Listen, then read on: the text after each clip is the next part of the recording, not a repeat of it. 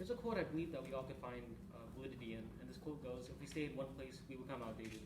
This quote comes from late CEO of Nintendo, Satoru Iwata, and it perfectly summarizes his mindset going to his personal life and how it affected both the people around him and the gaming industry as a whole. Throughout the speech, I'll be detailing his life accomplishments and how it created a template for not only businesses, but we as individuals should operate. To give a little bit of background information, he was born on December 6, 1959, and at an early age had an interest in programming. This interest eventually led him to being employed at HAL Laboratories and eventually Nintendo. Throughout his time at Nintendo, he was able to revolutionize aspects of the gaming industry while also maintaining the integrity of Nintendo itself. His coding prowess, alongside his management skills, led him to being appointed as the fourth president of Nintendo in 2002. Prior to this, however, he was most notable for his management of HAL Laboratories when it was 1.5 billion yen in debt and had multiple games on the verge of being canceled. Not only was he able to turn around its debt, but he was also able to be essential in developing some of Nintendo's most influential games, that being Kirby, Pokemon, Earthbound, and Super Smash Bros.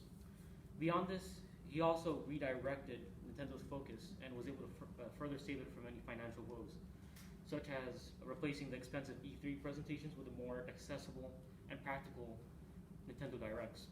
A key word to take from this is accessible, and accessibility is what Iwata wanted for Nintendo going forward, and it challenged not only the preconceived notion that video games were just for kids, but the elitism that plagued video games during that time. And although I personally don't take any keen interest in coding, I still find his accomplishments and traits alone to be inspirational and something that I personally resonate with, such as his treatment with his employees. He was commonly known to openly accept input and ideas from employees that weren't even part of the game development phase. And he took time out of his own personal life to meet with these employees one-on-one just to build a greater connection within the company.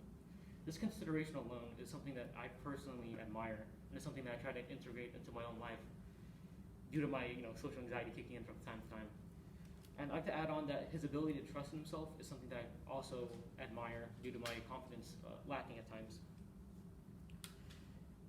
Furthermore, I'd like to add that during the financial decline that Nintendo experienced, Satoru Iwata personally cut his salary in half just to save the jobs of the employees at Nintendo.